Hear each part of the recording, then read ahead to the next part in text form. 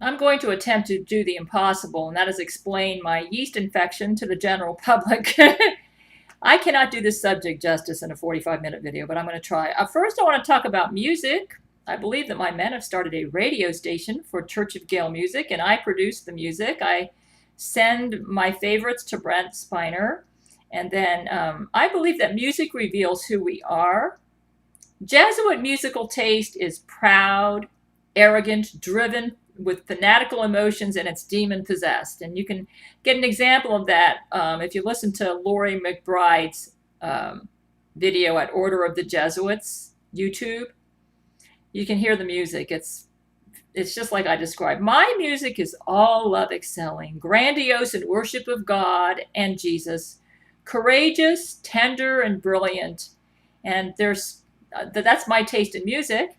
And I believe that we have started our own radio station. Brent hasn't communicated with me about this. However, I do know that some of our Church of Gail members have come to Brent and complimented him on the music that he's chosen for services, and stating how well they support his sermons. And Brent said, I have to give Gail the credit for the music because she's been picking the music and not me. So we're getting, from what I understand, this radio station is a hit. And Jesus himself, when he met with me, said that my taste in music is superb. Now I'm going to go on to another subject. The Jesuits at their website, crazygail.com, state that, let's see if I can fix it. My hair is always difficult. Anyways, they state that, I probably made it worse, just leave it alone. They state,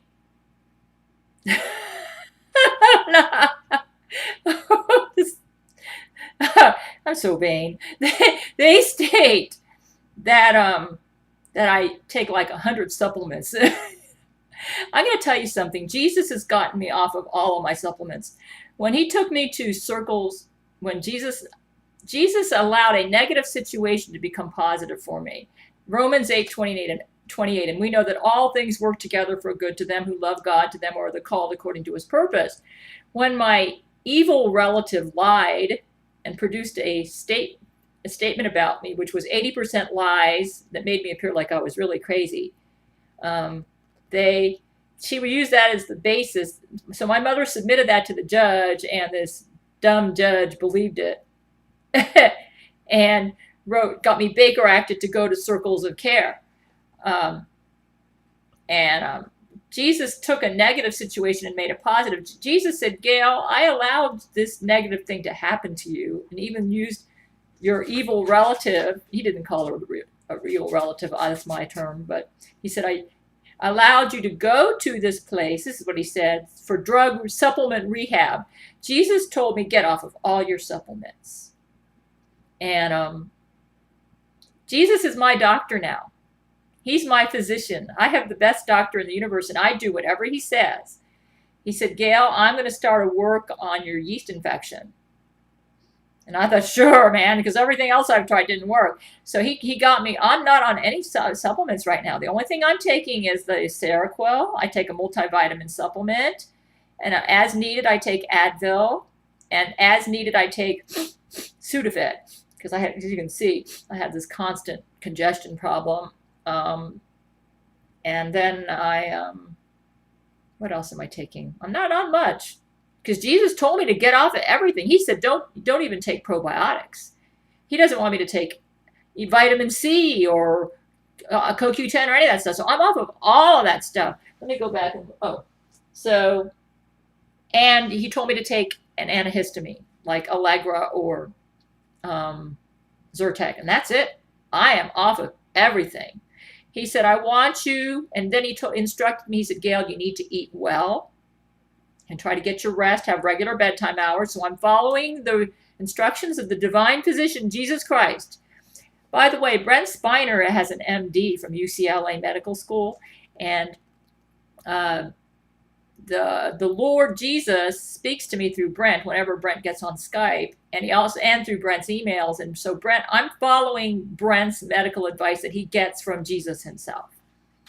Now, I'm going to explain to you what my condition is, okay? Now, if you have symptoms like this, please do not think that you have candidiasis. The reason I know that I have it is because I was diagnosed with a doctor with this condition. Back in Seattle, they did a stool culture, and they found the microorganism in my gut. But he also found another microorganism in there. And this doctor told me, he said, not only do you have the Candida albicans, but you have another yeast. He said, you've got the most resistant form of yeast in existence in your system. And I believe that's the one that's been causing me problems. He also found evidence that I have candidiasis from the antibodies. They did, and he found out something else. He discovered, they found the antibodies to yeast toxin. I'm not sure about them. But he discovered by studying my blood that I have developed an allergy to yeast toxin. Obviously, I could not have developed an allergy to yeast toxin unless I was infected with yeast. So that's how I know I have it. He treated me with amphotericin. I think that's what it was. Anyways, let me go into a little. I'm going to try to give you a broad overview of what chronic yeast infection is. And like I said, I can't do this subject justice, but I'm going to do my best because the Jesuits are playing on the public ignorance about this to portray me as crazy. So I'm going to attempt to educate the public about this. A very good book on this subject is Back to Health. This book's like 10 years old, but it's still pretty good. I got this from my doctor in Seattle. It was Dr. Ranheim. He's pretty good. He recommended this book for me. It's called Back to Yeast, a comprehensive medical and nutritional yeast control program, written by Dennis W. Remington, MD, and Barbara Higgy-Swayze, registered dietitian. Okay. So this is basically, I'm getting a lot of the information that I'm presenting to you is information for physicians section. So if I'm talking over your head, forgive me. It's just that this is the fastest way to get the information out, because I don't have a lot of time to discuss this. Candida albicans is the most common form of yeast infection, I believe. My yeast is worse than Candida, okay? So as I read this, keep this in mind. The particular yeast and organism that I have eats its own poop, which means if you try to kill it, it explodes and releases its toxin, it eats its toxin. So conventional, even what he recommends doesn't work with what I have. But I'm going to explain to you what Candida is like, and then I'll try to jump up from there onto mine. Okay? Candida albicans. I have this as well, but I have the other one too, which is worse. Appears to cause diseases in humans as a consequence of a number of factors. It can invade the tissues directly. It produces various specific toxins and toxic metabolites. It may provoke inappropriate host immunological responses. It may contribute to nutrient deficiencies, it sure does, and may interfere with endocrine function. It's been doing this in me. It's been shown to have the ability to invade virtually every tissue in the human body. And there's a controversy about whether this illness can become chronic. Most doctors think it's just acute, like down in the vagina, and that's it, or thrush, you know. There are two extremes. There are those who think it can only be acute, and then those who think it's chronic. Although the two extremes mentioned above are fairly well accepted by most physicians, many doctors have expressed disbelief that Candida infections can become chronic. And the reasons for this are interesting. I'm kind of saying this out of order. The doctor thinks that the reason that a lot of doctors will not accept the truth about the fact that this disease can become chronic is because, first of all, this doctor wants to say this. All of the other criticisms of chronic candidiasis listed below contain no scientific references to discredit the concept, not one article. In all of the negative literature published about chronic candidiasis, not a single doctor has ever reported treating a single patient using trusses. There's a guy named TRUSS who's got a protocol about how to treat chronic candidiasis. Not a single doctor has tried to do this. Not one patient, after repeated, exhaustive, and recent world literature searches, there is really only one negative scientific study. And see how I'm constantly Itching my nose, that's yeast. I've got it, man. That even comes close to evaluating CC or chronic candidiasis. I'm going to say CC as for short, okay, for chronic candidiasis. Only nystatin was used. That's a yeast-killing medicine. And none of the other components of Truss's treatment protocol was used. This could hardly be considered a fair or adequate evaluation of this condition. Here's another reason doctors may oppose the concept of chronic candidiasis.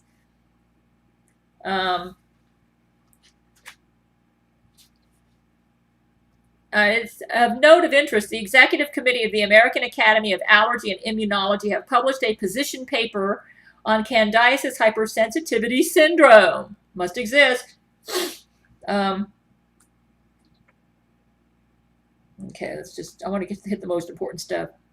The expanded role of candida in causing illness does not fit in well with the older concept that a specific microbe caused a single discrete clinical illness. This is like, you remember back in the 1800s when they used to bleed their patients, you know? And then all of a sudden some people say, oh, you shouldn't do that. This is along the same line. These doctors are in the dark ages.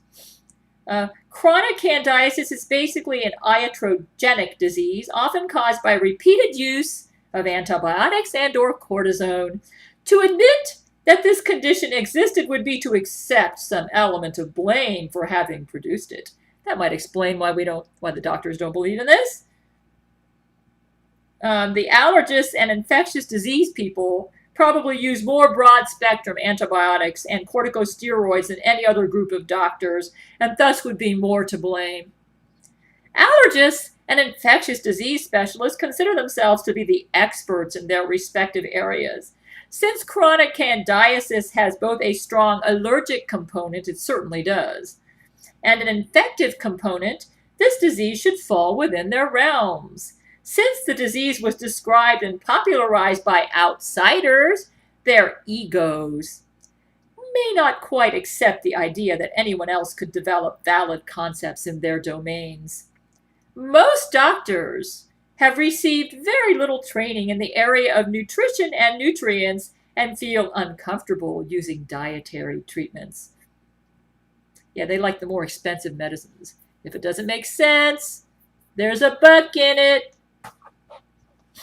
Doctors compete for the same patients, particularly conventional allergists and environmental allergists. Well, they don't want to lose their patients to the environmental allergists, like the doctor who diagnosed me with candida, chronic candidiasis. So yeah, if it doesn't make sense, there's a buck in it. That's why we don't know about it, folks. There's some greedy doctors out there that don't want people to know about this because they might lose some patients and their egos might be bruised. Those critical of chronic candidiasis generally express similar concerns. Most are critical of the wide range of non-specific symptoms reported for this disorder. All of us that work with CC share this concern. It makes diagnosis and validation of the disease more difficult.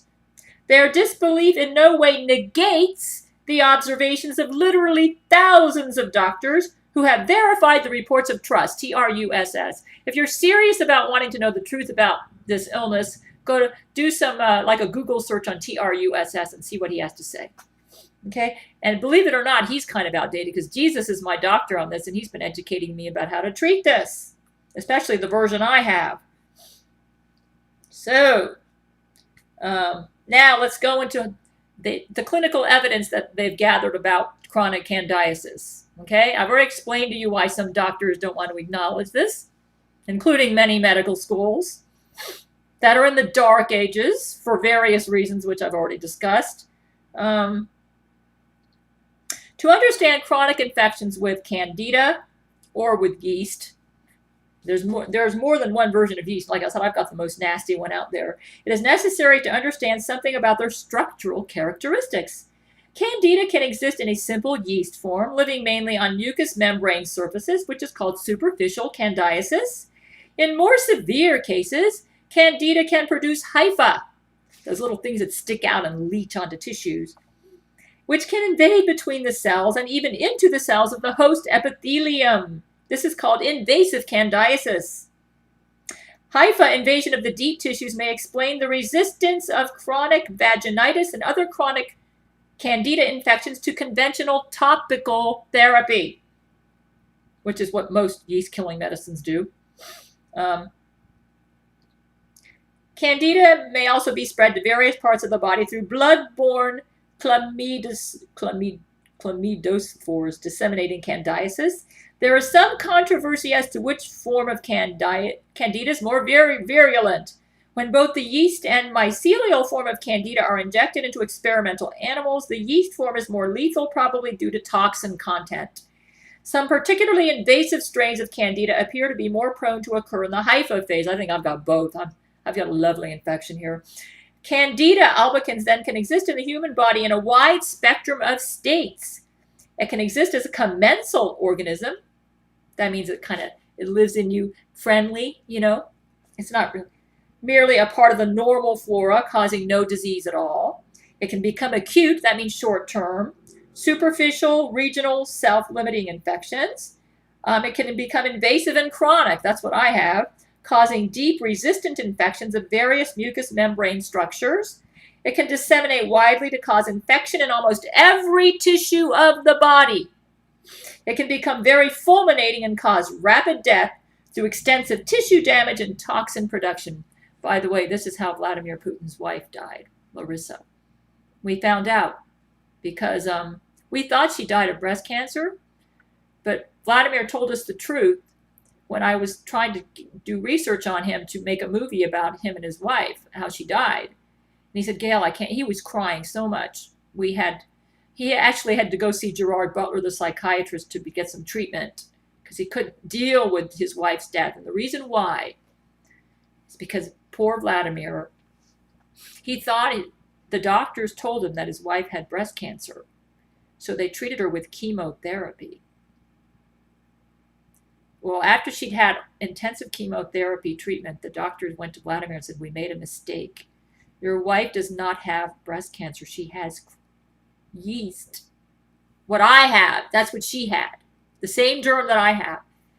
But they said, unfortunately, because we used chemotherapy on her and she had chronic yeast infection, she's near death, and we don't think we can reverse the damage. And that's how she died. So I've got to make a correction on all of my statements where I said she died of breast cancer. Vladimir let it go out that way because it was just too overwhelming for him to have to admit that the stupid doctors killed his wife. You may say, well, why would chemotherapy kill someone with yeast? I'm going to go into that, okay? A competent immune system is necessary to keep various microorganisms, including candida, from becoming too numerous and causing diseases. So because they gave her chemotherapy, her immune system was compromised, and that's why she died from the yeast. Candida albicans, as well as other organisms, produce a variety of chemical substances that protect themselves from the human immune system, which might otherwise completely eradicate them. So because they're so resistant as it is, if the immune system is weak, you don't stand a chance of beating this disease. And that's why she died. Cause of death for Larissa Putin: chronic systemic yeast infection. That was her cause of death. Vitamin deficiency may increase vulnerability to candidiasis.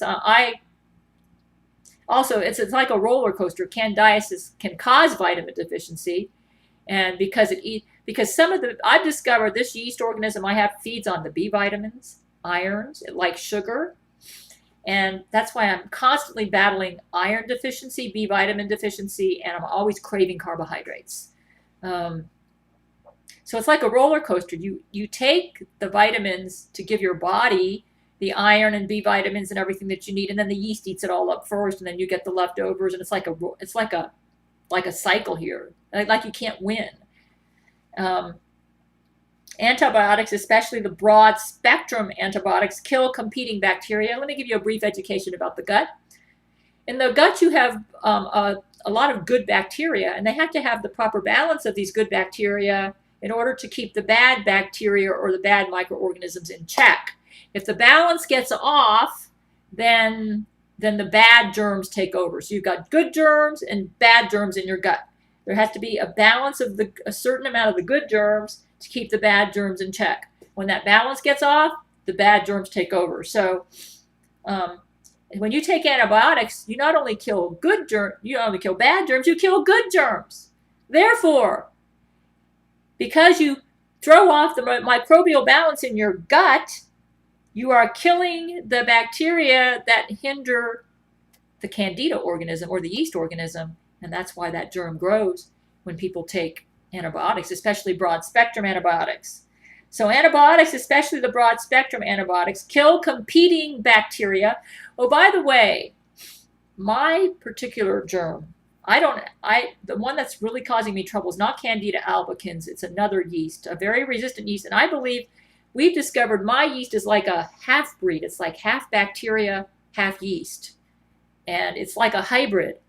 And it's the worst form of yeast out there. So that's why the Jesuits, even in one of their own websites, called it a yeast bacterium, because that's what it is. And I have found that when I take antibiotics, I actually get this germ in check for about 24 hours, and then it rebounds and comes right back. That's because it feeds off its own toxins. So anything you take that kills it, you're gonna hold it back for maybe 24 hours, and then it feeds on its own toxins like fertilizer and rebounds and multiplies and comes back. That's why I can never get rid of it. You say, well, how do you get rid of it? I'm getting there. Okay, now I used to take a lot of supplements to deal with the candida and the symptoms that was caused by the candida. Like I said, Jesus got me off of all of them. Jesus said, Gail, he said, you need to stop taking all of your supplements. They have, like the fillers and just the supplements themselves, have ingredients in them that are feeding your yeast infection. Apparently, even the probiotics were no good. Jesus said you need to get off of that. Apparently, the particular yeast that I'm infected with, which is the worst one out there, it feeds off of fillers and all of the supplements I was taking, including probiotics, even fish oil. The Lord told me to quit taking that. He said, Gail, get everything from food. This germ that you have feeds off of the fillers and the ingredients and all of those supplements you're taking, and they're like fertilizer. And while certain ingredients in that hinder the germ, other ingredients promote the germ. So it's like a roller coaster. So you might say, well, then you wasted your time taking all those supplements. Well, I was going with the amount of medical knowledge that I had, which was the latest medical knowledge we had on how to treat this based on the concepts in this book and on some concepts from acupuncture. And basically what I was doing was I was keeping the germ in check to an extent. In other words, some of the ingredients in the fillers were actually killing the germ or hindering the germ, but then there were other ingredients in the fillers that were feeding the germ. So you might say, well, maybe you would have been better off not taking them. Without Jesus's divine intervention, I believe that I had a form of, it's kind of, to give you a good analogy, you know, when you have a form of lethal cancer, and they do chemotherapy on you to try to keep the cancer in check. Well, same principle here. I actually had a form of lethal yeast, and it wouldn't have mattered what I did, nothing would have worked. Because if I took like nystatin or diflucan or amphotericin or any of the germ-killing organisms, what they would have done, all they would have done was hold off the death. In other words, they would have they were like staying the infection but not getting rid of it, and then it would come back. So basically, anything I took, I was killing the germ and feeding it at the same time. And it was like a cycle. And all I was doing was holding off the inevitable. Without Jesus' intervention, I'd probably be dead right now. I believe that what was happening, that when I was taking those supplements, that Jesus Christ was actually doing a healing on my body and allowing some of the stuff in those supplements to help me. Finally, when he made his personal appearance to me through Brent Spiner via Skype, he just went right out and told me, he says, Gail, I'm the one who's going to have to heal your yeast infection. And I don't want you to take those supplements because they're interfering with my work. So he said, get off of all of them. So I am no longer taking them for that reason, okay? So you may say, well, what about people who have your yeast infection? When you said you were taking stuff like you were taking yeast killing medicine. Yeah, I was taking caprylic acid, which kills candida, though I don't know if it was doing much for the yeast that I have. I was also taking B vitamins, C vitamins, iron supplements because the yeast was eating up all my iron. Multivitamin, which was good because you do get very nutrient depleted with this. And the organism thrives when you're in a nutrient depleted state. So a lot of the stuff I was taking, I wouldn't necessarily say it was a disaster, but it was a waste of my money. And because there's nothing out there that would have worked. It would be like trying to treat a lethal form of cancer with with chemotherapy when you're already at the end stage, when you're near death, kind of like that. I mean, that's so discouraging. Well, people do die. There are illnesses out there there are no cures for. So that's basically what I've been infected with. But because the death comes on so gradual, because the germ gradually takes over your body, the Jesuits can use this germ to discredit people like me as crazy and make it look like I killed myself because I took all those supplements. No, it wasn't the supplements, it's the germ that's killing me. The supplements were actually kind of holding it off, and but it didn't get rid of it. So it was like there were some parts of the supplements that were helping the germ, some parts that were hurting me.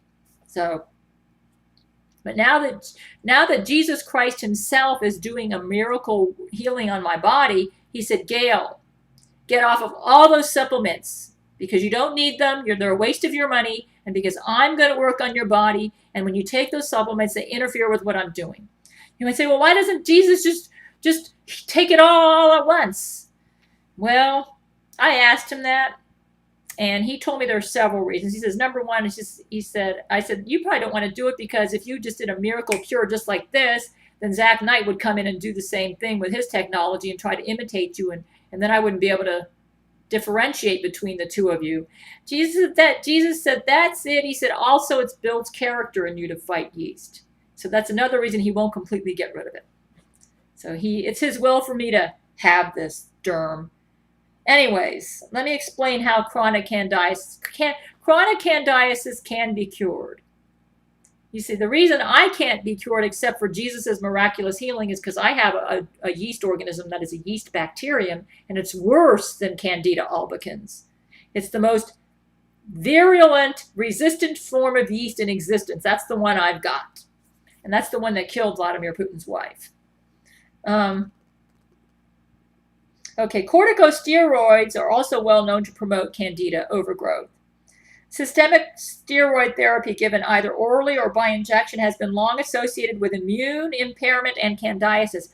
Because this germ is so resistant to the human, it can protect itself from the human immune system. It's very important for anybody with this infection or any chronic yeast infection to have a strong as possible immune system. So you do not want to go on chemotherapy or be put on broad-spectrum antibiotics, or go on corticosteroids when you have a yeast infection.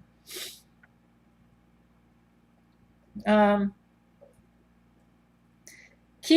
here we go again. Chemotherapeutic agents, radiation, and other immune-suppressing drug regimens may also impair immunity. Vladimir Putin believes that if he didn't believe those stupid doctors, his wife would still be alive. He's tortured by this. Those Russian doctors really let him down. My personal opinion, I think the Jesuits killed his wife. The reason Vladimir Putin doesn't want to admit that this is how his wife died is because I have the same germ that killed his wife, and it torments him. Apparently he thinks it's going to be bad luck that if he admits that his wife died of the same germ that I have, that I'm going to be next. So, yeah, Vladimir, but Jesus Christ, the divine physician, is healing me. I'm going to go into that later. H2 blockers suppress the production of stomach acids. You don't want to suppress stomach acids in somebody that has a yeast infection, usually. These acids are effective barriers to prevent microorganisms from entering the gut. If you have low stomach acid and you have a yeast infection, guess what? The yeast multiplies like crazy because there are no stomach acids to kill it. Estrogen appears to play a role in creating a host environment more favorable for Candida growth. Most physicians are familiar with the higher rate of vaginal candidiasis during and after pregnancy, and in association with female hormones used as contraceptives or in replacement therapy. This may explain why I couldn't sleep after I delivered my baby. I might have had the beginning stages of yeast infection back then. Remember I stated that for 3 weeks I only got 3 hours of sleep? Yeast infection can cause insomnia. Stress is well known to enhance susceptibility to viral infections like herpes simplex. Stress seems to also contribute to the development of candidiasis symptoms. Like I said, folks, if you think you have this illness, go get this book, Back to Health. And also, go see a doctor that specializes in allergy and environmental medicine. Or, if you can't afford to do that, go get this book. Okay? But you really, because the symptoms that are caused by yeast can be indicative of another illness besides yeast, you really do need a definitive diagnosis. You should probably get a stool sample done and have them do blood work to see if you have yeast toxins or allergy to yeast toxins. That's how they can determine if you've got this illness. Other infections seem to be contributors to candidiasis. Infections that produce diarrhea may well produce an imbalance in intestinal microorganisms, which may allow opportunistic candida to overgrow. Viral infections caused by Epstein-Barr and cytomegalovirus may interfere with the immune system enough to allow candida overgrowth. And I'm not going to go there right now. Obviously, if you have HIV, you're going to have problems with candida. Virulence characteristics of candida organisms contribute to their growth and invasion of tissues. Strains that possess higher degrees of adherence, like the one I have, and proteinase production have been shown to be more virulent. A theoretical role for phenotypic switching and molecular mimicry have also been described to help candida evade host immune surveillance systems. You say, what does that mean? I think what that means is that candida tricks the body, and it goes into different immune systems, and it plays havoc with the immune system. So the body's really tricked, and it doesn't know which germs to attack, which germs not to attack, which explains why when you have a candida infection, you start developing all these strange allergies because your immune system goes wacko. It gets all confused.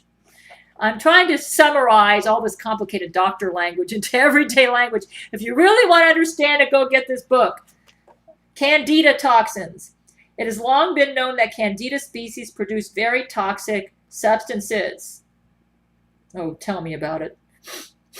That's why my nose is always running. The candida toxin, I'm allergic to it. That's why. And I have a systemic infection.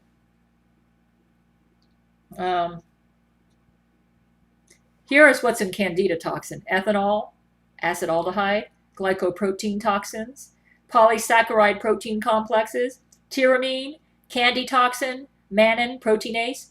In fact, Japanese researchers report that certain strains of Candida albicans in the gut produce ethanol, that's alcohol, which is absorbed hematogenously in amounts sufficient to cause clinical and legal intoxication after ingestion of high levels of carbohydrate. That's basically sugars and flours, refined carbs. Any refined carbohydrate you eat, that's like white rice, wheat, that's turns to sugar in the body, and that feeds your yeast infection if you have it. That's one reason I try not to go heavy on that stuff. Candida interference with the immune system. Candida albicans appears to interfere with the ability to resist infections. That's why a lot of people who have this get sick all the time. The reason for this is because of decreased numbers of peripheral lymphocytes, decreased number of T cells, decreased number of natural killer cells, leukocyte migration inhibition, decreased phagocytosis of candida cells, decreased neutrophil attachment to candida hypha and bacteria, impaired lymphocyte transformation and blastogenesis, increased suppressor cell population with production of suppressor factor, interference with polymorphonuclear leukocyte activity. I'm talking to the doctors now. The rest of you just ignore me. Decreased production of complement, activation of suppressor T cells. Okay. To make a long story short, if you have a chronic yeast infection, you're going to get sick more often because it impairs your immune system. Candida may contribute to autoimmunity. Autoimmunity means you attack your own healthy cells. Your body gets confused and starts attacking itself. And endocrinopathy, that means imbalances in your endocrine organs, that's like your thyroid, any organs that produce hormones. They get off balance. That's because the yeast actually goes and attacks the tissues in the endocrine organs itself. And so it causes candida-induced, it can even contribute to things like diabetes. A lot of people with candida get hypoglycemia. I was suffering, especially when it starts getting severe, because the germ actually goes in there and it causes endocrine dysfunction. And I'm not going to go here because this is all this doctor stuff. Like if you're interested in it, get this book. Candida appears to cause a sensitivity to chemical odors, foods, and other allergic disorders. It's done that with me. That's because it messes with your immune system. Your immune system gets all confused. You say, how does it do that? Like I said, get this book. The reason I'm bringing this up is Jesuits are claiming that yeast limits itself to vaginitis. That means infection of your vaginal tissues. This is the most common misconception about yeast or thrush, okay? Doctors, like I said, for reasons I've already brought up, refuse to believe this disease can become chronic. They think you can fix it in a couple of weeks by taking an nystatin or diflucan and boom, it's gone, and that anybody else who says they have anything that goes longer than that or that it's become systemic is cuckoo, cuckoo. I wonder if the Jesuits invented this germ just for that purpose, to discredit their enemies. In other words, let's infect our enemy with this germ because we know we've got the doctors all hyped up not to accept this germ the way it really operates. So if we infect somebody we dislike with this germ, that's a good way to destroy them and get them labeled as crazy at the same time, because then they're going to go take all these supplements to try to deal with it because they find out the doctor's medicines don't work. And then we can just hype all that up and make them look like they're, what's that word you use when you imagine you have an illness when you don't? Oh, hypochondriac and crazy. This germ really exists, folk. It's an example of Jesuit futuristic medicine, especially the one I've got. So you've got the nutrient deficiencies, which you get gut inflammation. Have you noticed, those of you who've seen me in a bikini, how my gut's always out a little bit? You know what that is? That's not that. That's gut inflammation from the candida in my gut. Have you noticed how the rest of me is skinny and my gut sticks out? And it gets worse at night. Oh man, at night, I think my what's that organ? The gallbladder gets really busy at night, and it's putting out a lot of bile that's loaded with yeast toxin, and I think that's why I'm so bloated in the evening. Have you ever noticed some pictures of me in a bikini? Look at how skinny my limbs are, but you look at my gut and it's sticking out like a pooch. You ever wonder what? I figured out what that is. Candida-induced gut inflammation is what you are observing. I've had that for years. I've already come to the conclusion that I'm never going to have a total bikini, body, because even if I'm not overweight, because I have yeast-induced gut inflammation. I'm always swollen down there. I've just learned to live with it. Just like this, that's yeast too.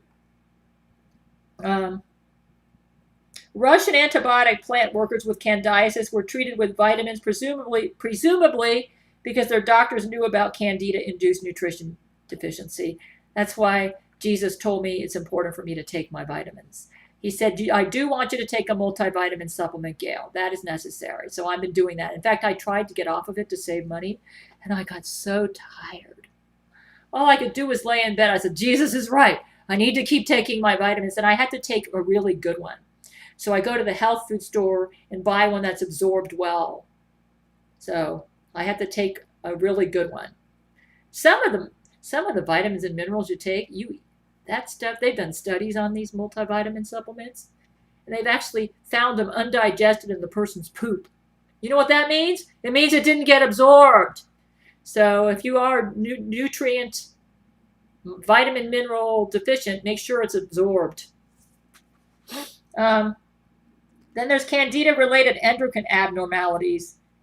A great number of endocrine problems have now been attributed to autoimmunity. Autoimmunity, the body is attacking its own healthy cells, thinking they're germ cells when they're not.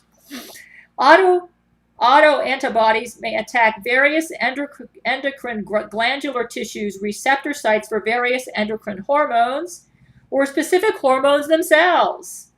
Endocrine dysfunction may come about as a consequence of cell damage to endocrine organs, binding of secretory products of the endocrine glands, or dysfunction of the receptor sites for these various endocrine hormones. I've suffered from this, I can tell. Symptoms associated, and here's the doozy. Symptoms associated with chronic candidiasis. This is why a lot of doctors don't accept this illness. Gastrointestinal tract. Sores in the mouth and a sore tongue are very commonly seen. I get that quite a bit. Canker sores, heartburn. I've had that on and off. Nausea, indigestion, and epigastric distress. I've had that on and off. Gas and bloating. Diarrhea. Did you know I never had a firm stool until 2 months ago when the Lord sent me to that psych ward to get off of all my supplements, and he's treating me now. He's divinely healing me. And now, for the first time in months, most of my stools are hard. But I have had loose stools for like the past 8 years. Every day. Yeast. Constipation or alternating symptoms of constipation and diarrhea. That happens sometimes. That would happen to me. Like I'd have hard and loose stools all in the same day. That happened to me a lot. But I always had loose. All the time. You could tell something wasn't right. Anorectal itching, yep. Respiratory system, nasal congestion on a year-round basis. That's why I do that all the time. Chronic sinusitis, sinus pressure and headaches, asthma. Many patients complain of shortness of breath or a smothering feeling. I get that every now and then. Hyperventilation seems common. I haven't been getting that. I keep myself calm when that comes on because I know it's my yeast, and I just go to God and say, Jesus. Usually he tells me, drink more water, Gail. The toxins are building up and you're not drinking enough water. So I drink more water to help flush out the toxins, and then that usually helps it. Cardiovascular system, pounding heart, palpitations, and paroxysmal atrial tachycardia. Excuse some of the doctor language. Basically, that means fast heart rate. I've been getting some of that. I'm past the panic point. I already realized the Jesuits infected me with this yeast and that it's a killer yeast, but I have faith in the divine physician, so I don't worry because I'm getting better. He's doing something. Generalized edema is common. I haven't had that. Apparently, I've been managing my illness well enough that it hasn't gotten to that point. Cold, sweaty hands and feet, I haven't been getting that. Though some people with this infection might get that. Genitourinary symptoms. Vulval vaginitis and penile candidiasis. So these are the symptoms doctors generally accept with a yeast infection. What they don't accept are some of these. Dysuria, frequency, irritable bladder, and may contribute to urinary tract infections and prostatitis. Dysmenorrhea, I believe that's a lack of menstrual function.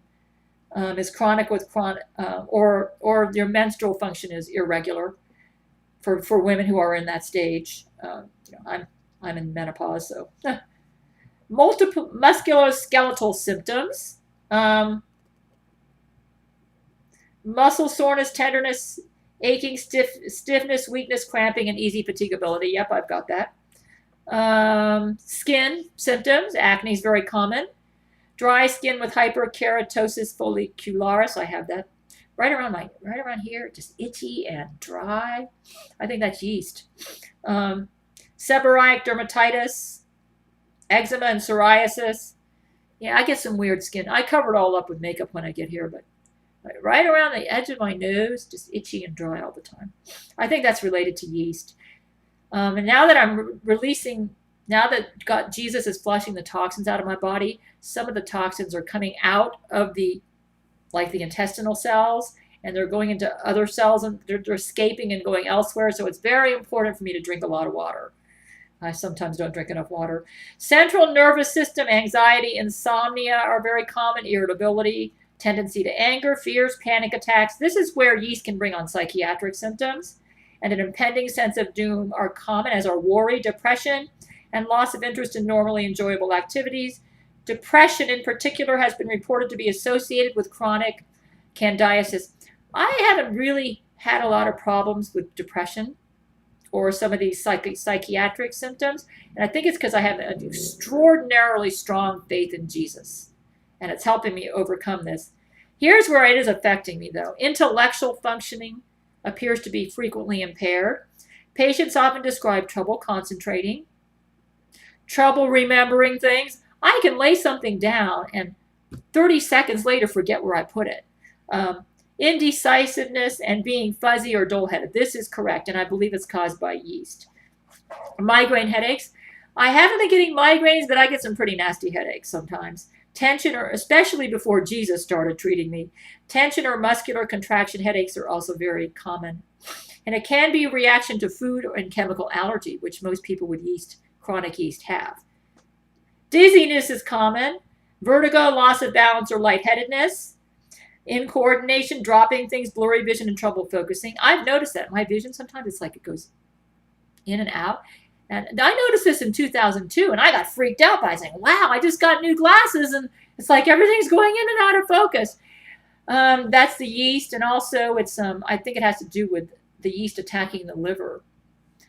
According to acupuncture, the liver energy flows go right through the eyes. So I believe that there is a liver connection there too. And most people with yeast, chronic yeast problems have liver impairment. So with liver impairment, the energy flows, like the acupuncture energy flows, they go right through the eyes. Anybody who's an acupuncturist knows that I'm right about that. Metabolic and endocrine problems. Hunger and sugar cravings. Oh, especially at night for me. It's like I just crave carbohydrates. Hypoglycemic symptoms are common, which may include weakness, fatigue, shaking, anxiety, headache, trouble staying awake, and extreme hunger a few hours after eating. Weight gain is extremely common. I'm very disciplined, so I've been cutting back on my carbs, but I have had a craving for them. And there was one point in my life where the endocrine problems were getting so bad, I was getting very hypoglycemic, and I felt like I was going to faint. I had to call out at my job. This was around 2009 in the spring. I think the allergens were coming out, and that in combination with my yeast infection getting worse. It happened after I ate a bunch of sweet potatoes, which is a dead giveaway. It's the yeast. I shouldn't have eaten the sweet potatoes because the sweet potatoes that were like yeast fertilizer. The fact that it happened after I ate the sweet potatoes tells me it was the yeast, that my infection had gotten very severe. So I had to get that under control after about 2 weeks, like to a month. I got it under control. I went to work dizzy. I felt like crap. Okay, so anyways, I just wanted to give you a brief reason why I took all the supplements. It's because I had killer yeast. And I've explained it to you. And if any of you out there think you have it, I hear this illness is a lot more common than the doctors are willing to admit, especially if you've had a history of taking a lot of broad-spectrum antibiotics or corticosteroids or been under radiation treatment. You might want to check this book out and find a doctor who specializes in allergy and environmental medicine. I might be helping out some people out there while I describe my problem to show the world. Any craziness I have is probably yeast-induced, and Jesus is working on that right now. I already told you I'm off of everything, and I love it. I'm feeling better, man. Jesus said this would happen. He said, Gail, if you'll listen to me, you'll feel better. He says, I'm going to go in and heal your yeast infection. But he said it's very important. Here's what he told me to do. He said, don't take any other supplements except a multivitamin. He wants me to take the Seroquel. He said that's part of his plan. And you say, how does Seroquel work? Seroquel actually goes into my yeast-infected tissue and flushes out the toxins from all the yeast. This is important. The yeast feeds off its own toxins. We've learned that. So you can never get over this illness till you take the toxins out of the body, and that's what Seroquel is doing. It was focusing on my brain. It looks like it's now moved down to my gastrointestinal area. I can tell. So I have to drink a lot of water. So Jesus said, go to bed at regular hours, Gail. He says, eat well. These are the instructions he'd given me. Take your vitamin mineral supplement and take an antihistamine like Zyrtec or Allegra and your Seroquel. And he said, that's it, Gail, nothing else. I will admit I have been taking Sudafed occasionally for congestion, but I don't think Jesus minds that. The reason he doesn't want me to take anything else is because just about all of the other supplements have fillers in them that actually feed the yeast. So there you have it, folks. When you go to crazygail.com, they're going to list like 100 supplements, which is a bit of an exaggeration because I've really paired off even over the past year or so. But I was taking all of them that they list at one time or another, but I'm off of all of them now. So if they're going to say that and that they want to claim that I wasted, that's where all my credit card money went. Well, it was like I had a lethal form of cancer and I was just holding off inevitable death. That's all I was doing. That's where the money went. As anyone knows, when you have a bad illness, it gets pretty expensive. So that's where all my credit card expense went. But thank God for my new doctor, Jesus Christ. And it's working because I'm feeling better. In fact, I've lost a lot of my food and chemical allergies. So I'm just going to keep on taking Seroquel and doing just what Jesus tells me to do.